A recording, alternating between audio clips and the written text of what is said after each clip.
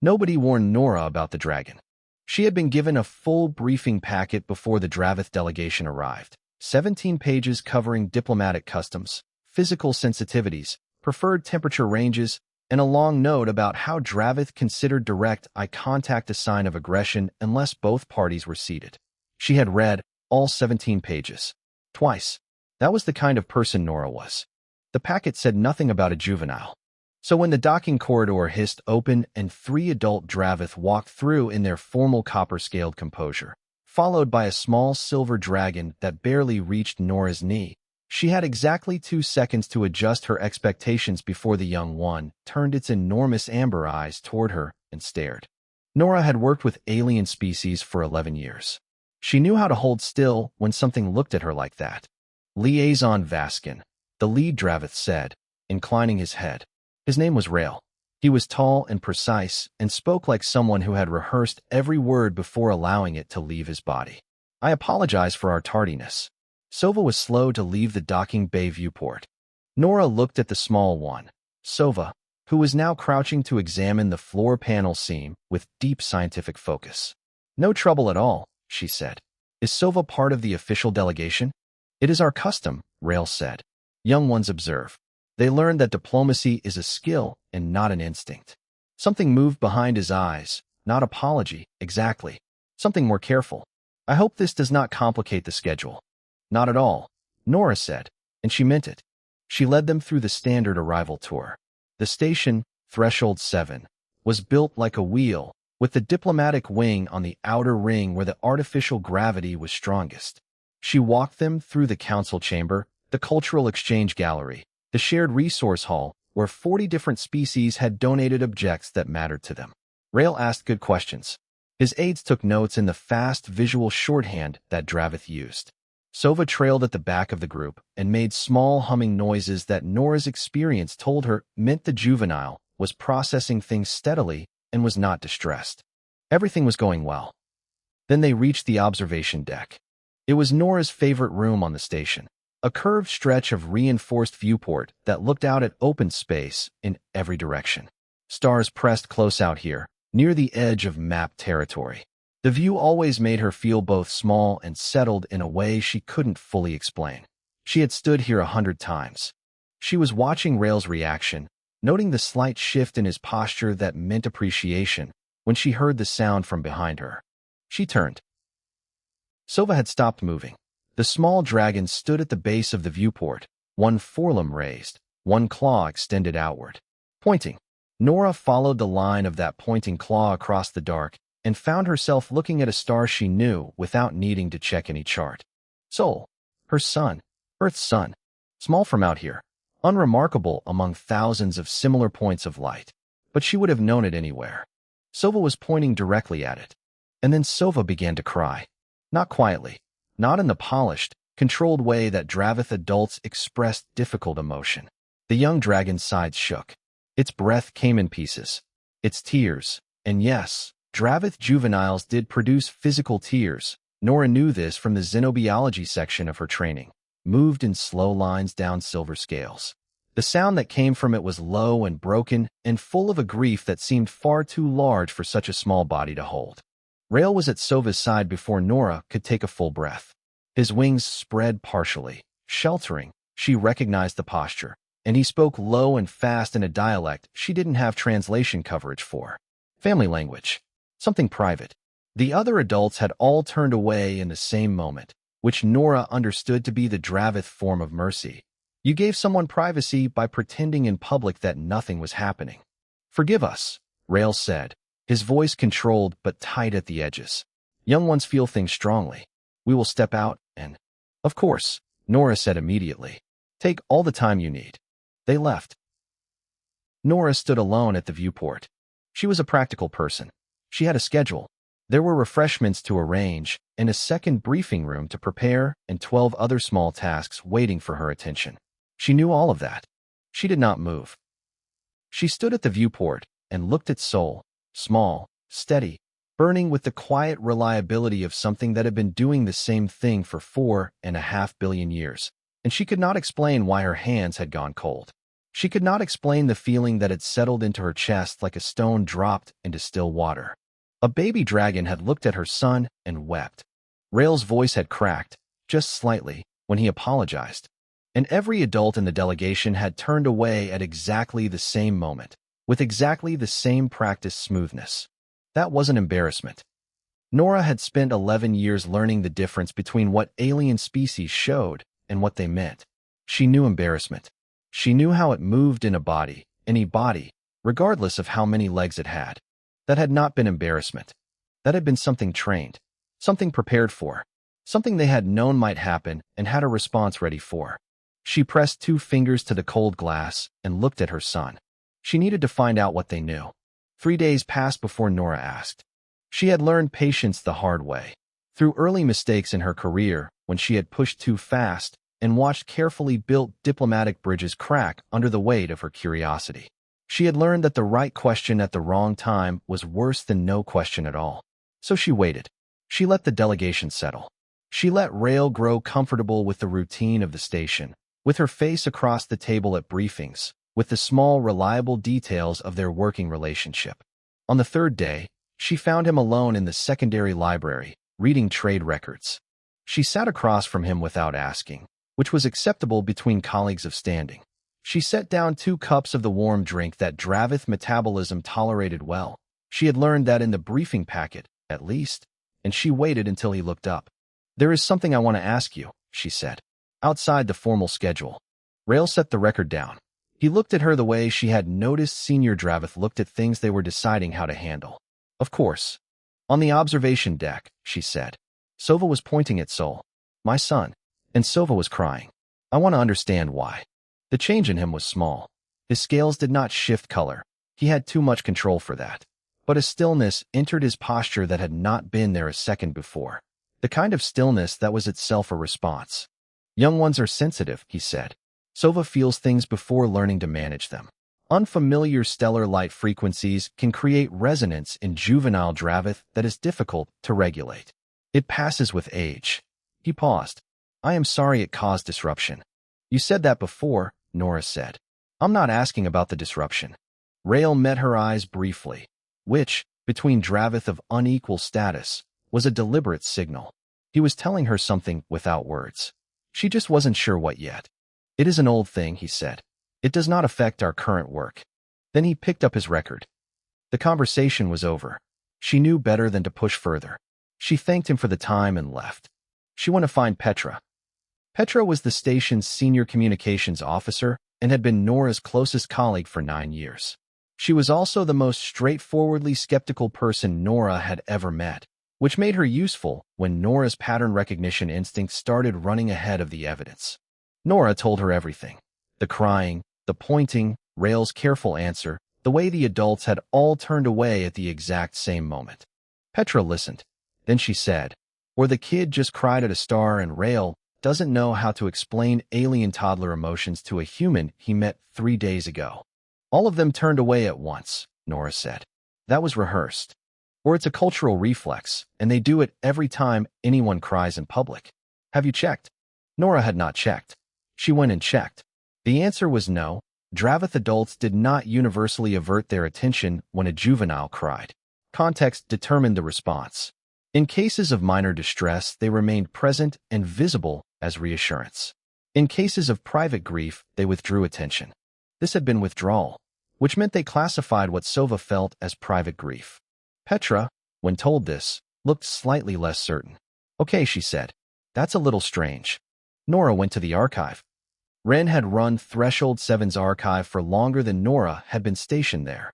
She was old in the way that certain people were old, like the knowledge had compacted inside her and made her denser rather than diminished. She was cataloging Serati navigation charts when Nora arrived and did not look up. "Odd query," Nora said. "Good," Ren said. "The ordinary ones bore me. Any records in the system showing unusual behavioral or emotional responses in non-human species when viewing Sol, Earth's sun, from a distance." Ren's hand stopped moving. It lasted 1 breath. 2. Then she moved to the archive terminal and ran the search, and Nora watched her face while the results came back. 43 records. 17 species. Over 4,000 years of documentation.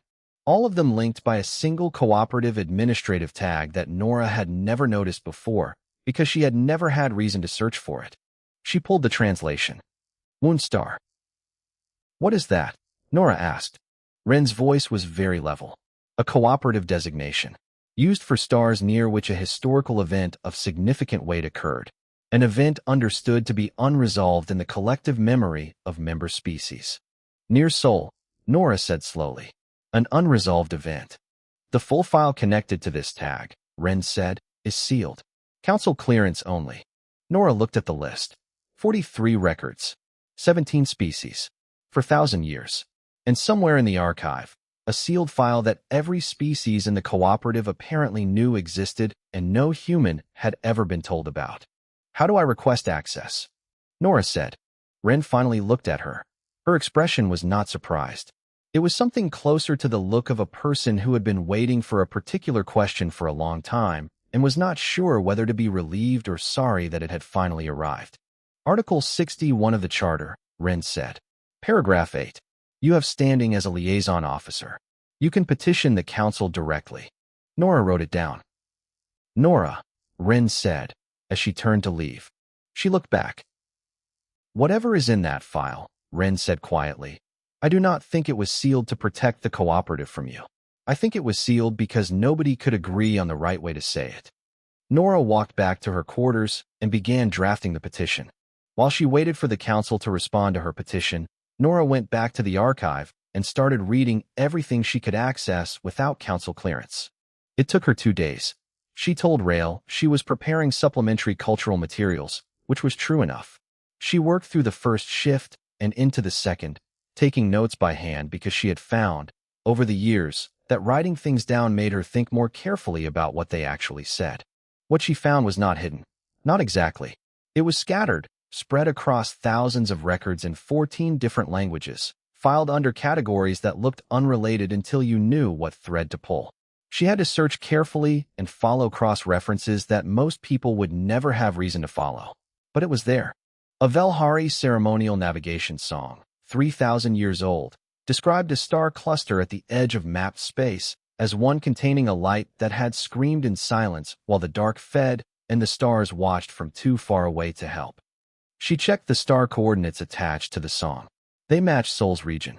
A Dravith educational record, one of the old foundational nursery teachings, the kind told to hatchlings before they could fully understand the words, said, never ignore a hurt star. It means someone fought alone in the dark and you were not there. The record was marked as a moral lesson about community responsibility. But the phrasing stuck with her. Fought alone in the dark. Not struggled. Not suffered. Fought. A Sarati navigation advisory, updated repeatedly over 2,000 years, carried a note on the Sol entry that said simply, something there endured. Approach with dignity. Something there endured. She sat back and looked at what she had assembled. 7 separate species. 3 different types of cultural record, song, teaching, navigation advisory. All pointing at the same thing.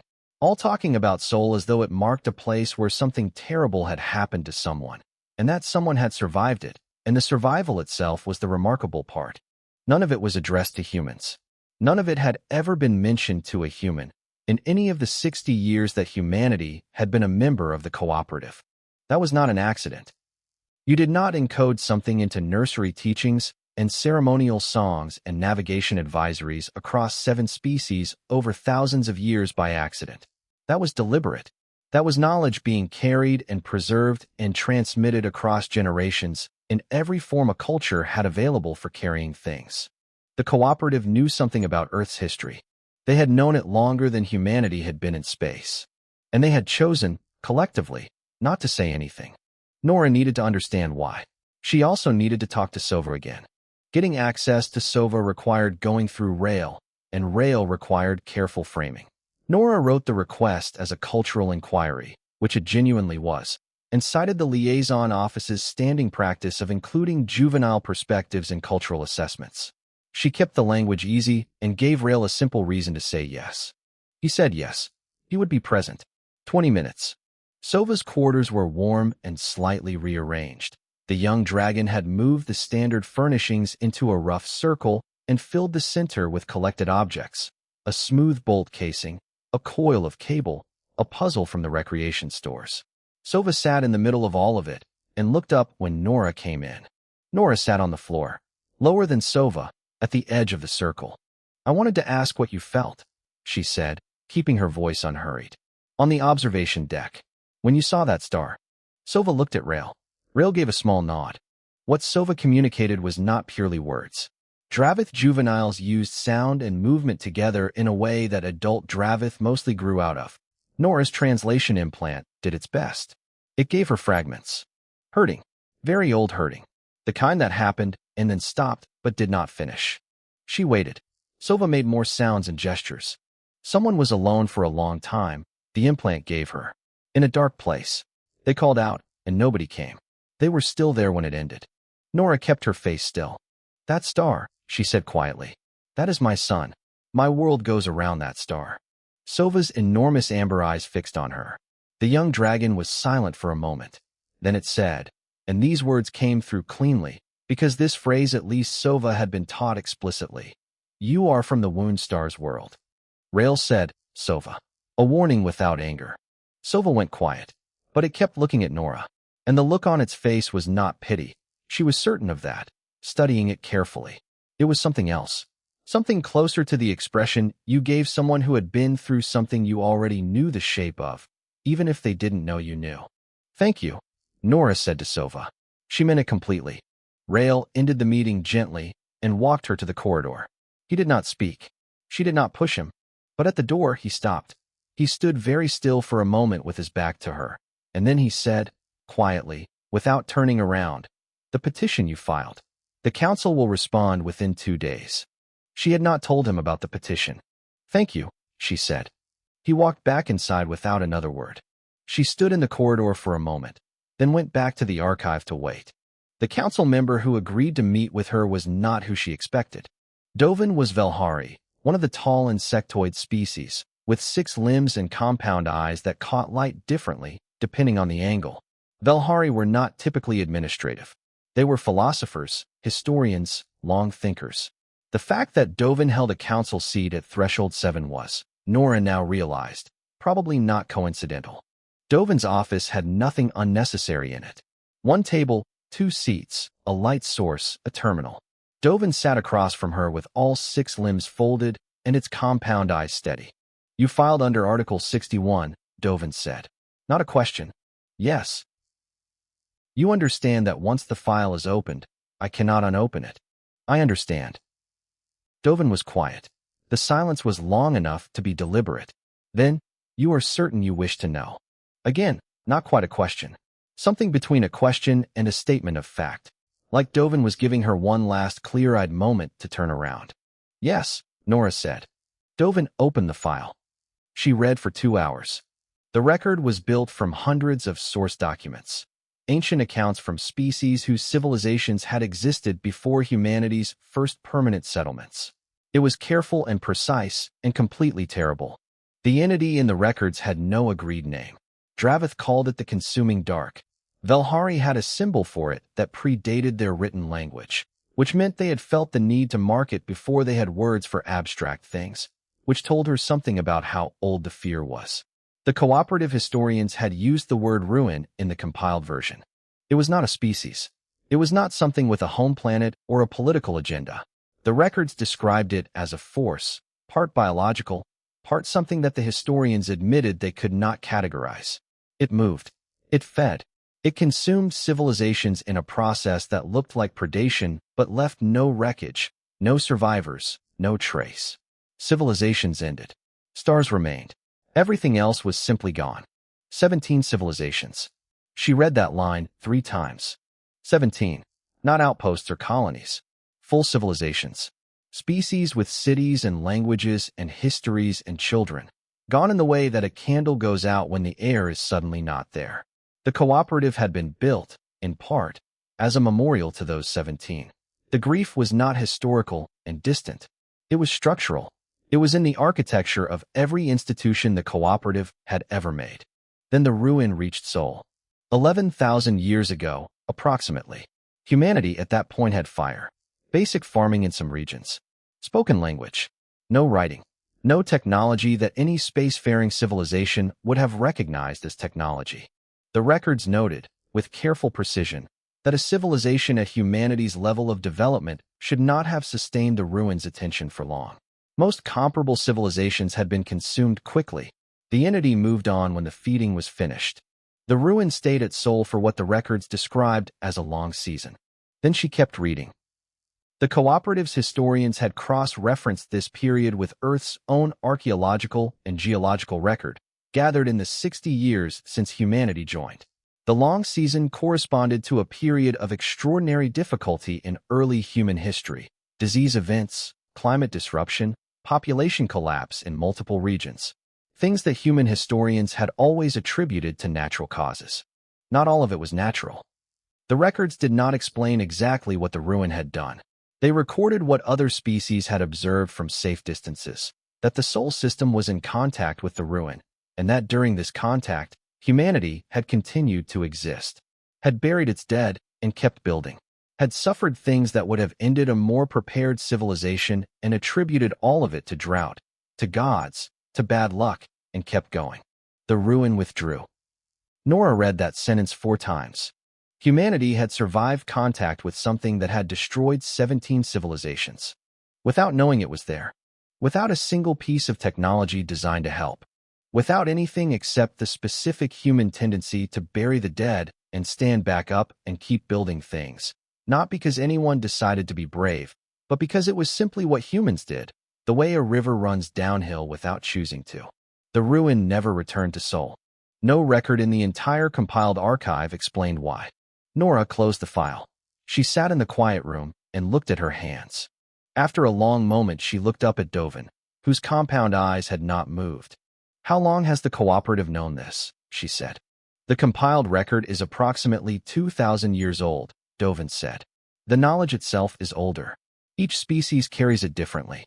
Songs, navigation warnings, teachings for young ones.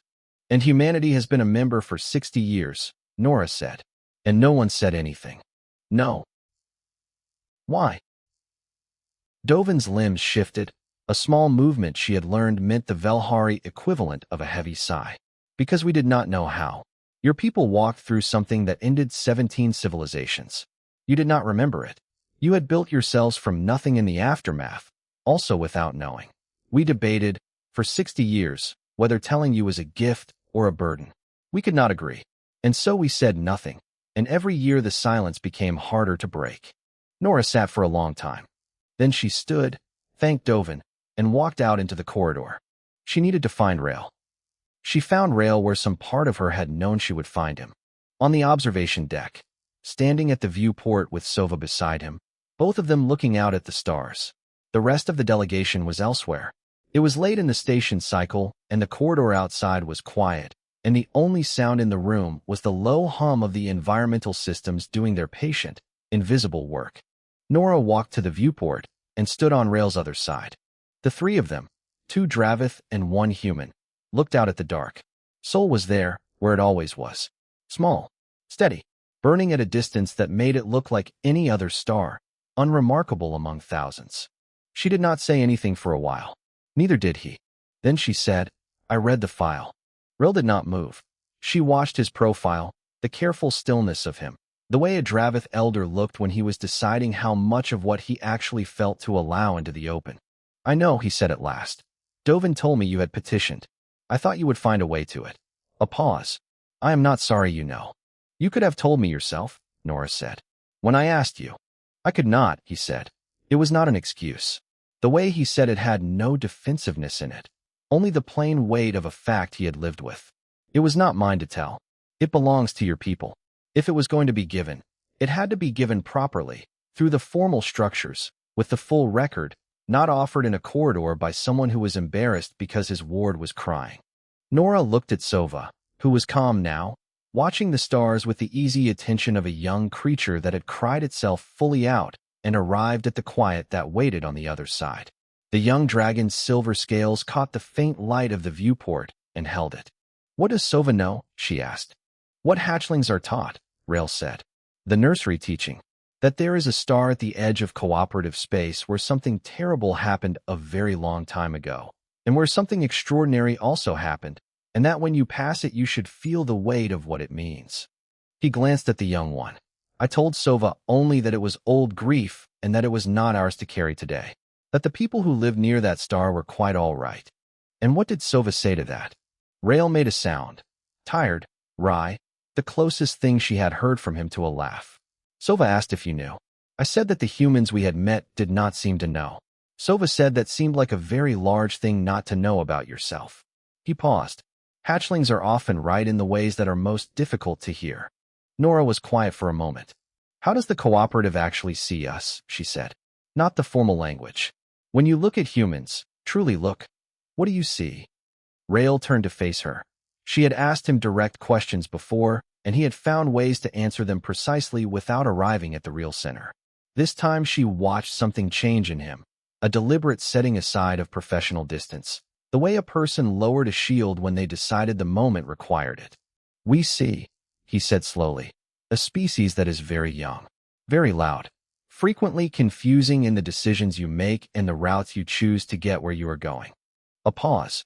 We also see a species that passed through something which erased 17 civilizations from existence, without knowing what was happening, without any weapon or warning or preparation, and came out the other side still building, still arguing, still making art and children and plans that were far too large for your actual resources. His voice stayed even, but under it was something she could not name for a moment. Then she named it. Awe. Old and genuine and held carefully, the way you held something that had not been easy to carry. We have been among the stars for 6,000 years longer than you have. We have fought and grieved and lost things we will never recover. And we have never known, in all that time, if we could have survived what you survived. We have never been certain we were capable of it. Neither of them spoke for a moment. Then Sova moved.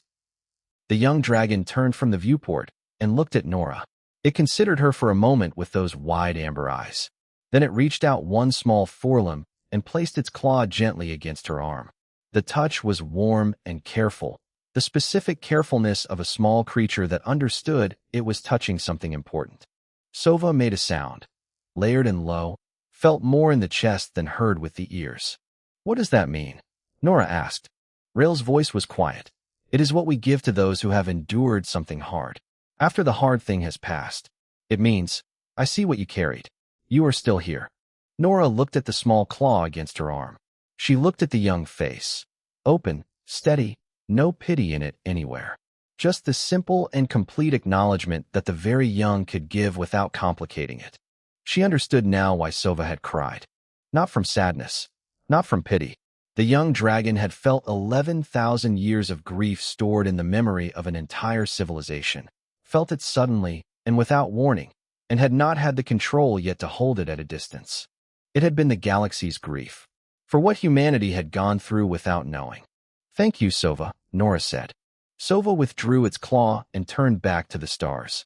Just like that, the way children did, feeling things completely, then letting them go completely, and moving on to the next thing the universe had to offer. Nora stood at the viewport between a diplomat and a dragon and looked at her son. Nora wrote the report before she slept. Not the formal petition. That was already filed. This was different. This was a document addressed to the Cooperative Council, citing the file she had accessed and the conversations she had carried in the days since, and making a clear and direct proposal that the sealed record be formally opened to humanity's diplomatic and cultural representatives. Not forced on anyone, not announced without care, but shared, properly, fully, through a process that both sides agreed on, because a people deserve to know their own history, even the parts that happened before they had the words to write it down. She wrote the proposal plainly, without drama. She stated the facts. She stated the argument. She noted that the cooperative's decision to hold the knowledge had come from a genuine place, that she understood the difficulty of finding the right moment, the right words, and that she held no anger toward any party for the silence. But the silence had lasted 60 years. It had lasted long enough.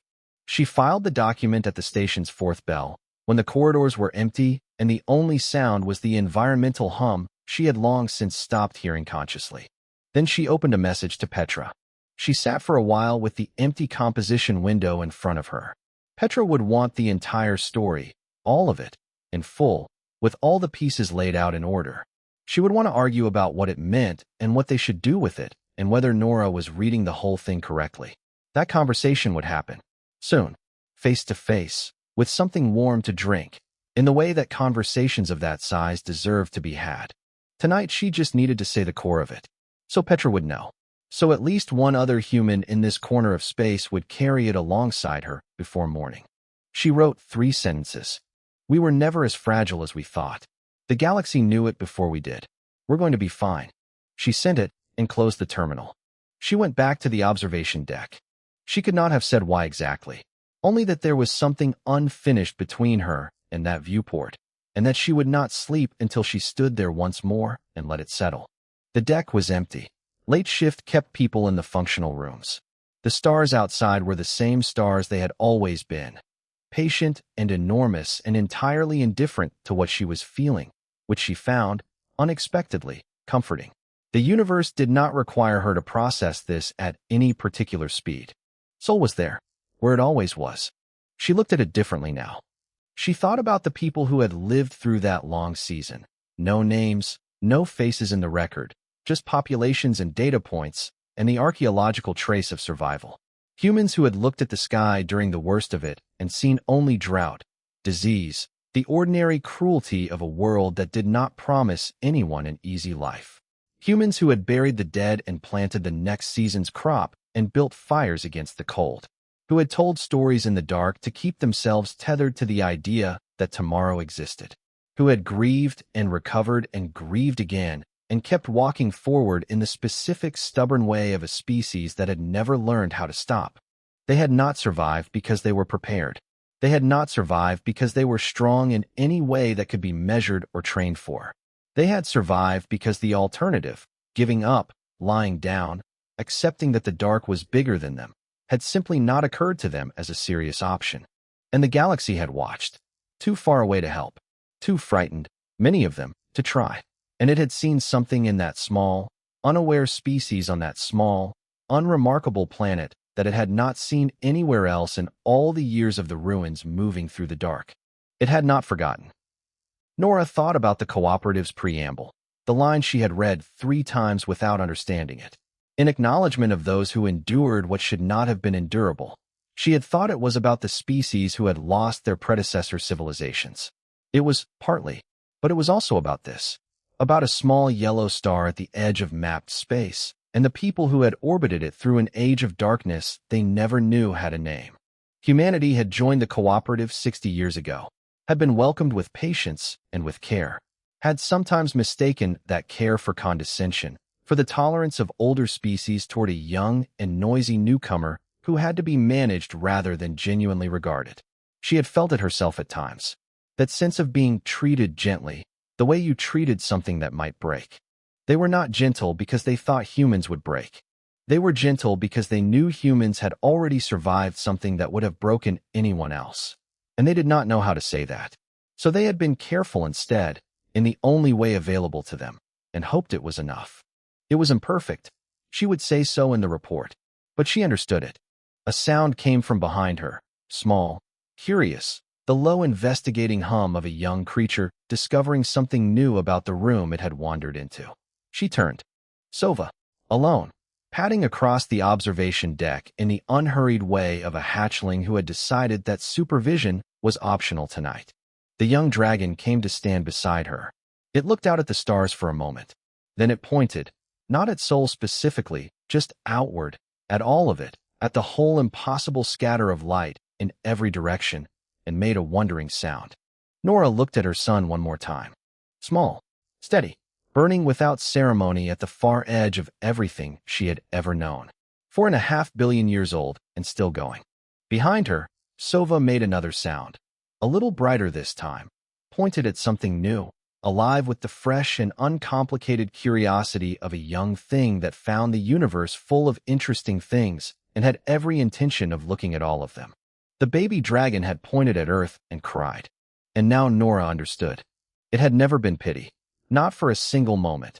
In any of those 43 records, in any of the songs or warnings or nursery teachings that 11,000 years of cooperative memory had used to carry this thing forward. It was something older than pity, harder to name. The kind of regard you gave to someone who had walked through the fire alone, in the dark, without knowing it was fire, and had come out the other side still standing, still building, still here. She touched the glass with 2 fingers, warm from the ambient light of the room, cool from the vacuum on the other side. Then she went to bed. There was work to do in the morning, and she had always been better at it when she slept.